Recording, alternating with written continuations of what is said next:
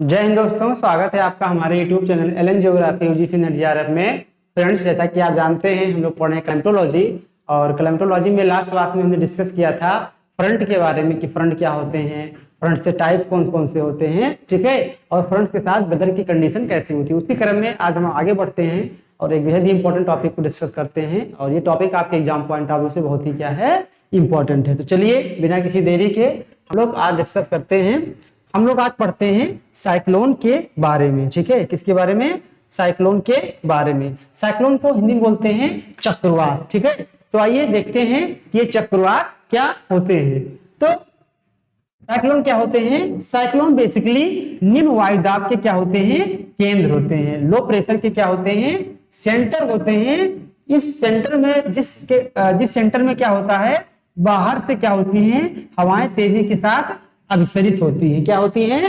Converge होती है। यानी चक्रवात क्या होते हैं? निम्न वायुदाब के केंद्र होते हैं, जिसमें क्या होता है, चारों तरफ से हवाएं आकर क्या होती हैं, कन्वर्ज होती हैं, ठीक है। उसी को क्या बोला जाता है? चक्रवात बोला जाता है। अब जब हम लोग पढ़ रहे थे हाई प्रेशर बेल्ट, तो हमने देखा था जो हवाएं चलती हैं वो हाई प्रेशर से लो प्रेशर पे, तो यहाँ पर निम्न वायुदाब का केंद्र बन जाता है। तो अब क्या हुआ कि यहाँ पर लो प्रेशर है, इसके चारों ओर हाई प्रेशर है, तो हवाएं क्या होती हैं, बाहर से जो है क्या होती हैं, अंदर की तरफ तेजी के साथ मूव करती हैं, ठीक है। अब ये इसकी स्पीड कितनी होगी, ये डिपेंड करेगा कि जो यहाँ प्रेशर है, हाई प्रेशर और इस प्रेशर के बीच में डिफरेंस कितना है। जितना डिफरेंस ज्यादा होगा, ठीक है, तो ये जो आपका साइक्लोन है उतना ही क्या होगा, डिस्ट्रक्टिव होगा, उतना ही विनाशकारी होगा, ठीक है। अब मान लेते हैं यहाँ लो प्रेशर बना हुआ है 800 मिलीबार का। क्या बना हुआ है? 800 मिलीबार का। अब इसके यहाँ के प्रेशर जो है वो है 900 मिलीबार, ठीक है। इसके यहाँ का प्रेशर है 1000 मिलीबार, ठीक है, इस 1000 मिलीबार। तो अगर यहाँ 900 मिलीबार का प्रेशर है, तो इसका मतलब इसके चारों ओर 900 मिलीबार का क्या होगा, प्रेशर होगा। तो अब सभी पॉइंट क्या हैं, समान वायुदाब के हैं, और समान वायुदाब को मिलाने वाली रेखा को क्या कहते हैं, समदाब रेखा कहते हैं। तो ये हो गया 900 मिली 200 बार, और ये हो गया आपका 1000 मिलीबार का क्या, 200 बार, ठीक है।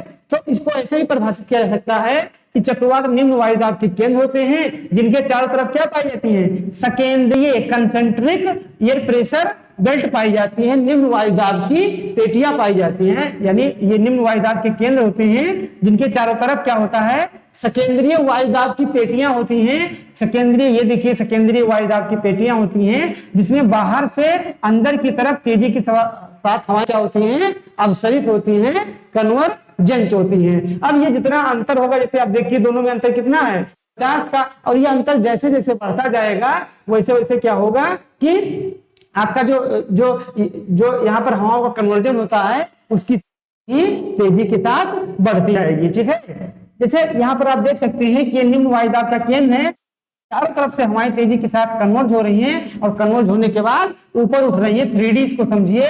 और ऊपर उठने के बाद क्या होगा, बादल बनेंगे, बहुत तेजी के साथ क्या होगी, वर्षा होती है, ठीक है। तो अब आप लोग समझ चुके होंगे कि चक्रवात क्या होते हैं। जो चक्रवात की जो इसमें चक्रवात में विंड का पैटर्न होता है, वायु का प्रतिरूप होता है, हवा की जो पैटर्न होता है वो क्या होता है। अगर आप नॉर्थ हेमिस्फीयर में हैं तो हवाएं कैसे चलती हैं, हवाएं जो है वायु जो घड़ी होती है, घड़ी के अनुकूल चलती है। क्या होता है, इनकी दिशा उत्तरी जो आपका साइक्लोन होते हैं, अगर ये उत्तरी गोलार्ध हैं, ठीक है, तो क्या होगा, इनमें जो वायु की प्रणाली होगी वो क्या होगी, क्लॉक वाइज होगी। क्या होगी, क्लॉक वाइज, यानी घड़ी की सुई के अनुकूल दिशा में। अगर यही आपके जो चक्रवात हैं ये साउथ हेमिस्फीयर में बनते हैं, ठीक है, साउथ हेमिस्फीयर में, तो इनकी दिशा क्या होगी, एंटी क्लॉक वाइज होगी। ये पॉइंट आप लोग अच्छे से याद रखिएगा, ठीक है, ये पॉइंट आपसे एग्जाम में पूछा जाएगा। तो आप लोग समझ चुके हैं कि चक्रवात क्या होते हैं, निम्न वायुदाब के केंद्र होते हैं, जिसमें चारों तरफ से हवाएं क्या होती हैं, यहाँ पर आके कन्वर्जेंट होती है, ठीक है। ये रहा आपका चक्रवात के बारे में थोड़ा सा सामान्य विश्लेषण। अब आइए देखते हैं कि चक्रवात के प्रकार कितने होते हैं, ठीक है। तो क्लासिफिकेशन ऑफ साइक्लोन्स, यानी चक्रवातों का वर्गीकरण। तो चक्रवातों का जो वर्गीकरण किया जाता है किसके बेस पे किया जाता है, on the basis of location, यानी उनकी अवस्थिति के आधार पे कि उनका निर्माण कहाँ पे हो रहा है, उनके निर्माण के आधार पे कि उनका किस जो है पूरे ग्लोब पे किस अक्षांश के बीच में हो रहा है, यानी उनकी लोकेशन क्या है, उस लोकेशन के आधार पर चक्रवात को दो भागों में बांटा जाता है। एक है आपका ट्रॉपिकल साइक्लोन, दूसरा है आपका टेम्परेट साइक्लोन। ट्रॉपिकल साइक्लोन का मतलब हुआ, टेम्परेट साइक्लोन का मतलब क्या हुआ, शीतोष्णकटिबंधीय चक्रवात। ठीक है, क्या हुआ, शीतोष्णकटिबंधीय चक्रवात। ठीक है, तो on the basis of location के चक्रवात के कितने प्रकार हो गए, दो प्रकार हो गए। एक हो गया ट्रॉपिकल साइक्लोन और एक हो गया आपका टेम्परेट साइक्लोन। अब आइए हम एक पहले देखते हैं कि ट्रॉपिकल साइक्लोन जो है क्या होते हैं और ये कहां पे बनते हैं। ठीक है, तो आइए थोड़ा सा ट्रॉपिकल साइक्लोन के बारे में हम लोग अच्छे से जानकारी प्राप्त करते हैं। ट्रॉपिकल साइक्लोन का मतलब क्या हुआ, उष्णकटिबंधीय चक्रवात। ठीक है, तो उष्णकटिबंधीय चक्रवात किन्हें कहते हैं, ये वही चक्रवात होते हैं जिनका निर्माण 30 डिग्री नॉर्थ से, ठीक है, 30 डिग्री साउथ के बीच में होता है। यानी 0 से 30 नॉर्थ और 0 से 30 साउथ के बीच में बनने वाले, यानी 30 डिग्री नॉर्थ और 30 डिग्री साउथ के बीच में बनने वाले जो चक्रवात होते हैं वो कौन से होते हैं, ट्रॉपिकल साइक्लोन होते हैं। एक पॉइंट इनके बारे में ये आपको जानना है। दूसरा पॉइंट ये जानना, ट्रॉपिकल साइक्लोन जो होते हैं ये केवल वाटर बॉडी पे ही निर्मित हो सकते हैं, स्थलीय भागों पर निर्मित नहीं हो सकते हैं। ये पॉइंट भी आपको जानना बहुत ही जरूरी है। ठीक है, तो ये दो पॉइंट आपको जानना था। अब आप जान चुके होंगे कि ट्रॉपिकल साइक्लोन किन्हें कहते हैं और उनकी उत्पत्ति कहां पे होती है। ठीक है, अब ट्रॉपिकल साइक्लोन की उत्पत्ति के लिए कुछ आवश्यक कंडीशंस होती हैं, बिना उस कंडीशन के क्या हो सकता है, आपका ट्रॉपिकल साइक्लोन की उत्पत्ति नहीं हो सकती है। आइए इन कंडीशन को हम एक एक करके अच्छे से देखते हैं। यही कंडीशन आपसे एग्जाम में पूछा जाएगा कि कौन सा जो है इसमें से किसके लिए फेवरेबल होते हैं, ट्रॉपिकल साइक्लोन के फॉर्मेशन के लिए जो है फेवरेबल होते हैं। तो हम ट्रॉपिकल साइक्लोन फॉर्मेशन यानी ऐसी दशाएं जो उष्णकटिबंधीय चक्रवातों के निर्माण के लिए क्या है, फेवरेबल हैं, वो कौन, आइए उनको हम अच्छे से देखते हैं। तो कुल मिलाकर 5 दशाएं होती हैं, पांचों आपको क्या है, बहुत ही इंपॉर्टेंट है। पहला है large sea surface with temperature higher than 27 degree centigrade, यानी पहला रिक्वायरमेंट ये होनी चाहिए, ये सरफेस एरिया होना चाहिए किसका, सी का, यानी वाटर बॉडी का एक सरफेस एरिया होना चाहिए। ठीक है, कैसा, लार्ज एरिया होना चाहिए।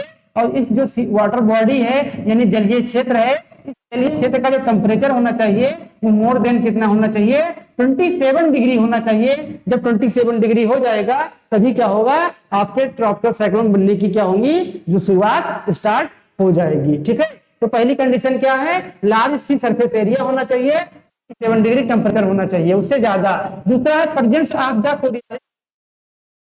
कोरियालिस फोर्स की जरूरत होती है। जब आपका टेम्परेचर ज्यादा हो जाएगा तो वहां पर क्या हो जाएगा, निम्न प्रेशर लो प्रेशर का निर्माण हो जाएगा। 27 डिग्री टेम्परेचर, तो इसमें हवाएं बाहर से अंदर की ओर आना स्टार्ट हो जाएंगी। अब इन हवाएं किधर मुड़ना है, तो उत्तरी गोलार्ध में है तो अपने लेफ्ट मुड़ेंगी, और उनको मोड़ेगा कौन, कोरियालिस फोर्स। यानी ट्रॉपिकल साइक्लोन के लिए दूसरा जो रिक्वायरमेंट है किसका है, आपके कोरियालिस फोर्स का। इसके बिना आपका ट्रॉपिकल साइक्लोन का निर्माण नहीं हो सकता है। ठीक है, तो ये रहा आपका दूसरा पॉइंट। एक पॉइंट 0 डिग्री के आसपास, यानी 0 डिग्री से लगभग जो है 5 डिग्री नॉर्थ और 5 डिग्री साउथ, इस 0 डिग्री के आसपास ट्रॉपिकल साइक्लोन का फॉर्मेशन नहीं हो पाता है। क्यों, क्योंकि 0 डिग्री के आसपास मान क्या होता है, 0 होता है। ठीक है, इसलिए आपको क्वेश्चन पूछा जाएगा कि 0 डिग्री के आसपास विषुववृत्तीय क्षेत्रों में ट्रॉपिकल साइक्लोन का फॉर्मेशन क्यों नहीं होता है। आपको बहुत सारे ऑप्शन दिए रहेंगे, सबसे सटीक उत्तर क्या है कि यहाँ पर कोरियालिस फोर्स का मान क्या होता है, लगभग 0 होता है। इसीलिए क्या होगा कि हवाओं को घुमा ही नहीं पाएगा, जब हवाएं घूमेंगी नहीं तो ट्रॉपिकल साइक्लोन का निर्माण है। ये पॉइंट भी हो गया। तीसरा आपका है small variation in the vertical wind speed. यहाँ पर ट्रॉपिकल साइक्लोन बनना हुआ, अगर इस एरिया में ट्रॉपिकल साइक्लोन का बनना हुआ,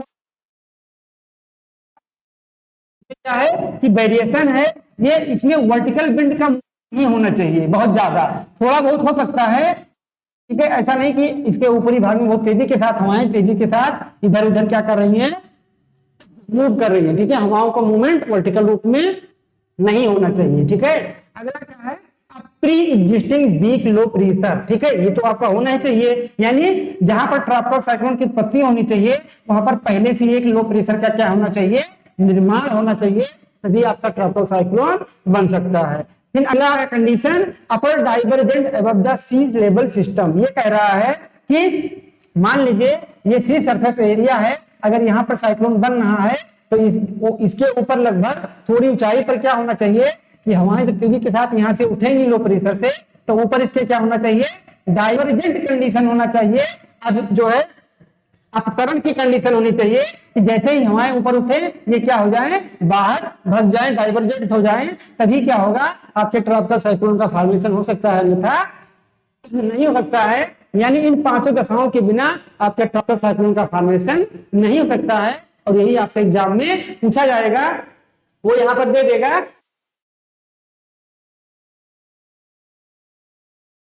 नहीं होना चाहिए ज्यादा, ठीक है, लेकिन यहाँ पर स्मॉल शब्द की जगह पे वो क्या लिख देगा कि लार्ज, यानी जो है स्मॉल नहीं होना चाहिए बल्कि लार्ज होना चाहिए, ठीक है। और यहाँ पर वेरिएशन नहीं होने की जगह पे वो क्या लिख देगा कि होना चाहिए, ठीक है। Small variation in the vertical wind speed, यानी ऊर्ध्वाधर रूप में हवाओं का जो वेरिएशन होना चाहिए बहुत ही कम होना चाहिए, बहुत तेजी के साथ हवाओं का वेरिएशन जो है वर्टिकल रूप में नहीं होना चाहिए, ठीक है। तो इन सारे बिंदुओं को आप लोग याद रखते हैं तो ट्रॉपिकल साइक्लोन को जितने भी कंडीशन के क्वेश्चन पूछे जाएंगे आप अच्छे से उसको कर पाएंगे, ठीक है। तो ये पूरा क्या हो गया, अगर इतनी कंडीशन रहेंगे तो आपका ट्रॉपिकल साइक्लोन का क्या हो जाएगा, फॉर्मेशन हो जाएगा। अब आइए हम लोग देखते हैं ट्रॉपिकल साइक्लोन बनता है तो उसका स्ट्रक्चर कैसा होता है, वो दिखता कैसे है। स्ट्रक्चर कई बार आपसे एग्जाम में क्या किया गया है, पूछा गया है, इसलिए आपको जानना क्या है बहुत ही जरूरी है, ठीक है। आइए इसको हम देखते हैं।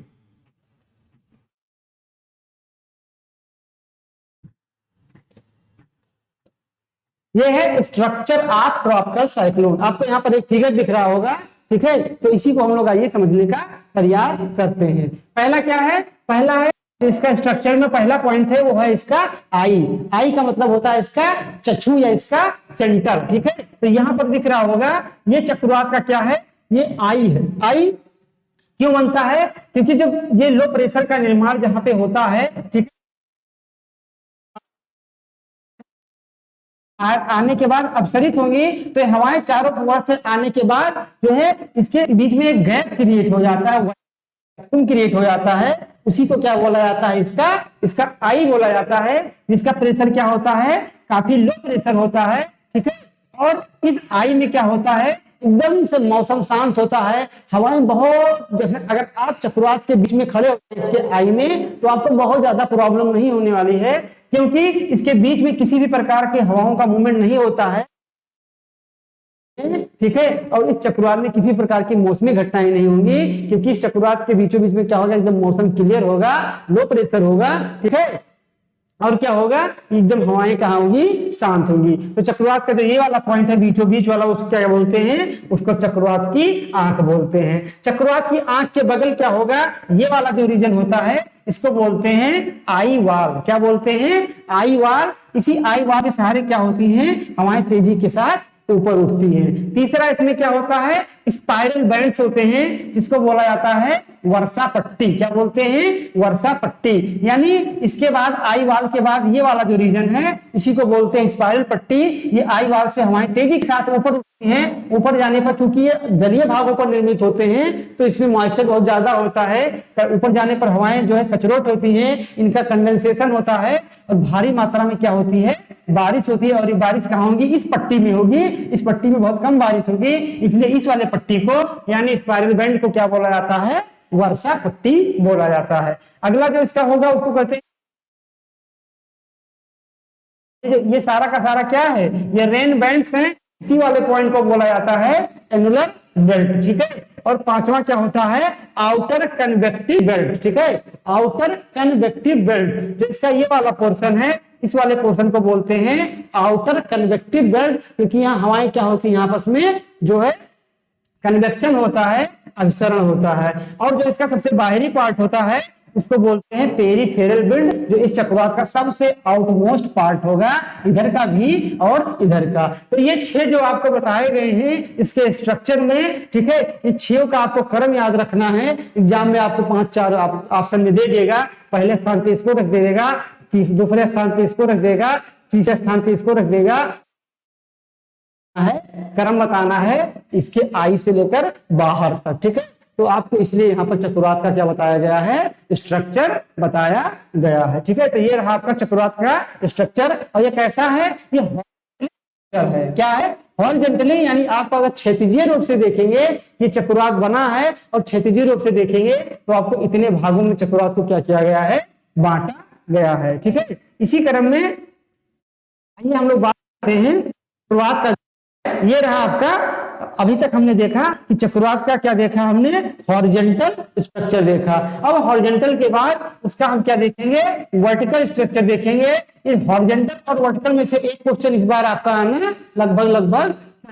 तो वर्टिकल स्ट्रक्चर देखते हैं किस चक्रवात का। जब इसके वर्टिकल स्ट्रक्चर की बात करते हैं तो इसको कितने भागों में बांटा जाता है, 3 भागों में बांटा जाता है। जो पहला लेयर होता है वो होता है लोवेस्ट लेयर, या इसको बोलते हैं इनफ्लो लेयर। ठीक है, यानी ये निम्न स्तरीय क्षेत्र होता है जिसकी ऊंचाई कितनी होती है, 0 से 3 किलोमीटर होती है। ये वाला जो जोन है पूरा का पूरा चक्रवात का, वर्टिकली जाओगे आप धरातल से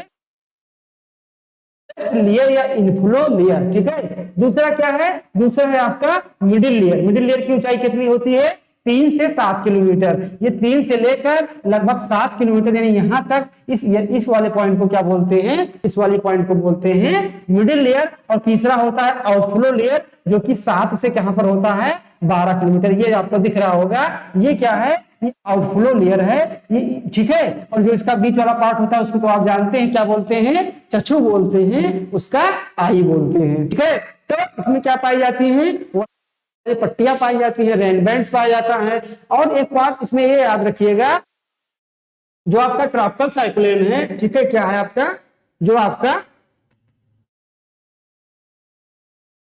आपका ट्रॉपिकल साइक्लोन होता है, ठीक है, तो यहाँ पर हमने अच्छे से इसकी बात की। तो इसमें ये जो लेयरिंग की गई है, लेयरिंग वाली बात को आप लोग अच्छे से तैयार कीजिएगा।